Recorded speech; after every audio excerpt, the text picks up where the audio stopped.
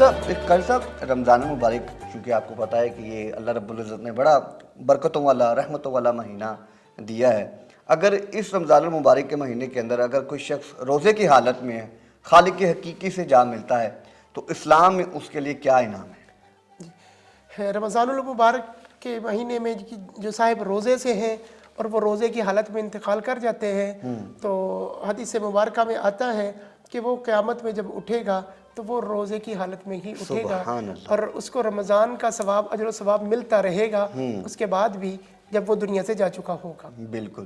اچھا قاری صاحب، اسی کے ساتھ ایک جڑا ہوا اور سوال ہے کہ ظاہر سی بات اگر کسی کا پیارا چلا جاتا ہے تو ظاہر سی بات ان کے مائنڈ میں بڑے سے اس طرح کے سوالات آتے ہیں، کیا انتقال کر جانے والے جو ہوتے ہیں وہ کبھی اپنے پیاروں سے ملاقات کر پائیں گے؟ اس کے لیے کیا کوئی یعنی کہ آخرت کے اندر اس طرح کا عمل ہوگا کوئی؟ اس میں اس سوال کے دو پہلو ہیں۔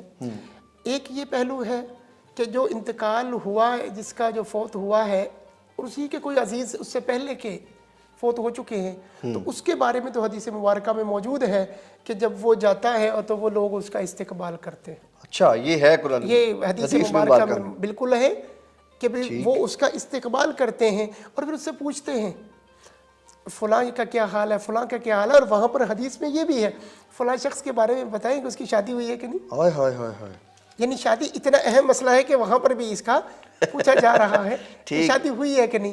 اس لیے اس پر بھی کوئی پروگرام آپ کا ہونا چاہیے، شادی کے اوپر، اس کی اہمیت کے اوپر، نکاح کی اہمیت کے اوپر کہ وہ کتنا اہم ترین مسئلہ ہے۔ ٹھیک ہے۔ اچھا قاری صاحب، اسی سے ریلیٹڈ ایک اور شرعی سوال ہمارے کمنٹ سیشن کے اندر آیا تھا کہ کیا قبرستان جانا جو ہے وہ جائز ہوتا ہے؟ مطلب کہ میت کو کہ ہاں جہاں قبرستان میں دعا کرنا، ہاتھ اٹھانا، کیا اس کے بارے میں کیا کرنا؟ جی، آپ کا یہ سوال بھی اہم ہے کہ قبرستان تو جانا چاہیے، بڑی اہم جگہ ہے جہاں جس طرح کے ایٹماسفیئر میں آدمی جاتا ہے، جس طرح کی جگہ پر وزٹ کرتا ہے تو اس کے اثرات تو اس پر آتے ہیں۔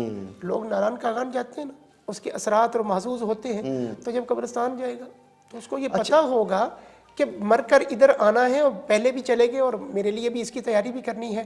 اور قبرستان کے لیے جانے کا جو طریقہ کیا ہے، یہ بھی آپ کا ایک سوال ہوگا یا آپ لے آئیں گے، سوال تو آپ لاتے رہیں گے۔ تو جانے کا طریقہ یہ ہے کہ جب قبرستان جاتے ہیں تو بھائی سلام عرض کریں، السلام علیکم یا اہل القبور، پوری ایک دعا ہے کہ یغفر اللہ لنا ولکم وانتم سلفنا ونحن بالاثر، کہ آپ کو پر اللہ کی سلامتی ہو، آپ ہم سے پہلے چلے گئے اور سلام کرنے والا، دعا کرنے والا کہہ رہا کہ ہم بھی آپ کے پیچھے آ رہے ہیں۔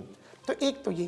اچھا، جب وہ قبرستان میں پہنچے تو قبر کے سرہانے کی بجائے پاؤں کی طرف جائے اور پاؤں کی طرف جا کر وہ قبر کے دائیں طرف کھڑے ہو جائے۔ پاؤں کی طرف جا کے قبر کی دائیں جانب کھڑے ہو، پاؤں کی طرف سے جا کر تو چہرے کے برابر دائیں طرف کھڑے ہو جائے، یعنی اس کا رخ کس کی طرف ہوگا؟ میت کی طرف، صحیح، بالکل قبر کی طرف ہوگا۔ اب جو کچھ اس کو پڑھنا ہے، جو کچھ اس کے ذہن میں جتنی صورتیں دعائیں یہ پڑھ رہا ہے تو یہ پڑھتا رہے، لیکن جب اس کو دعا کرنی ہے ہاتھ اٹھا کر تو پھر یہ قبر کی طرف رخ نہ کرے بلکہ قبلے کی طرف رخ کرے۔ یہی میں آپ سے عرض کروں، بالکل صحیح۔ پھر دعا کرتے ہوئے قبلے کی طرف رخ کرے گا، اس لیے کہ اللہ رب العزت اپنی توحید کے معاملے میں، شرک کے معاملے میں بہت حساس ہے، بڑا سینسٹیو مسئلہ ہے، کہیں کسی کو یہ شبہ بھی نہ ہو کہ یہ قبر والے کسے مانگ رہے ہیں، تو اس لیے قبلے کی طرف رخ۔ اچھا قاری صاحب، کچھ لوگوں کے اندر یہ بھی ڈر خوف ہوتا ہے کہ جب قبرستان جاتے ہیں، شلوار قمیض انہوں نے پہنی ہوتی ہیں، کوئی بھی کپڑا، خون کی چھینٹیں پڑ جاتے ہیں، اور کچھ کوئی اندر یہ بھی ڈر خوف ہوتا ہے کہ جنات یا کوئی ہوائی بسیرا جو ہوتا ہے وہ لگ جاتا ہے، اس طرح کا بھی کوئی عمل ہوتا ہے؟ یہ کچھ لوگوں کے نا ویسے توہمات ہوتے ہیں قبرستان کے حوالے سے، بہت ساری ایسی چیزیں ہیں۔ اب کچھ لوگ وہ ہیں جو رہتے ہیں قبرستان میں، ان کو تو کبھی نہ کچھ ہوا۔ یہ لوگوں نے جنات اور پریاں اور ان چیزوں کے حوالے سے قبرستان کے ساتھ کچھ چیزوں کو جوڑ رکھا کہ یہ قبرستان جانے سے یہ ہوتا ہے۔ قبرستان جانے سے تو آدمی کے گناہ معاف ہوتے ہیں، میت کے گناہوں کی مغفرت کا سبب بنتا ہے، خود آدمی آخرت کو یاد کر رہا ہے۔ لیکن اس کے ساتھ ایک مسئلہ ایڈ کرنا ضروری ہے، عورتوں کا قبرستان جانا۔ بالکل یہی سوال تھا میرا آپ سے کرنے ہی جا رہا تھا۔ عورتوں کو قبرستان جانا یہ شریعت میں ممنوع ہے، بالخصوص جوان عورتوں کا جانا۔ بوڑھوں کے لیے پھر بھی وہ کچھ گنجائش ہے، تو یہ دعا وغیرہ کے لیے یہ اپنے گھر پر بیٹھ کر بھی دعا کریں گے تو اس کی دعا کا پراپر صلہ ان دعا کرنے والوں کو ضرور اللہ کی طرف سے اس کا اجر و ثواب مل رہا ہو. ٹھیک ہے قاری صاحب، اگر ایک اور سوال یہی سے جڑتا، کیا جب ہم میت کے پاس جاتے ہیں، اس کو سلام پیش کرتے ہیں، اس کے لیے ہاتھ اٹھا کے دعا کرتی ہیں، کیا یہ ساری چیزیں وہ سن رہے ہوتے ہیں؟ جی بالکل. قبر کے حوالے سے یہاں پر دو قسم کی آراء موجود ہیں، لیکن جو اجماعی طور پر اور اکثریت ہے علماء کی اور فقہا کی، ان کا یہ کہنا ہے کہ جیسے قبر کو سلام میت کو کیا جاتا ہے، وہ اس کو پہچانتا بھی ہے اور اس کے سلام کا وہ جواب بھی دے رہا ہے، لیکن اس کو نہیں سنائی دے رہا، اس کے علاوہ بہت ساری مخلوقات کو اس کے سنائی دے رہا ہے. تو اس لیے اس کو جانا اور پہچاننا یہ.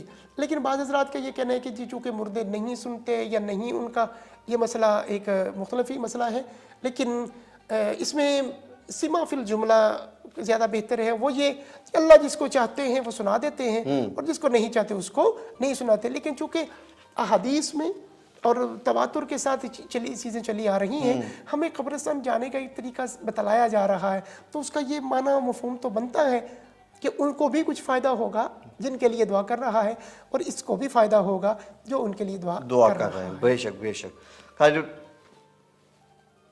بہت خوب ماشاءاللہ قاری اشفاق صاحب نے یہ جو سوالات تھے، شرعی سوالات تھے، جن کے اوپر بڑے خوبصورتی کے ساتھ انہوں نے جو ہے آج کے پروگرام کے اندر، آج کے سیگمنٹ کے اندر ہمیں جواب دیے، اور انشاءاللہ ہوپ سو کہ آپ بھی جو ہے اس کے اوپر سمجھ آ گئی ہوگی اور اس کے اوپر آپ عمل بھی کریں گے.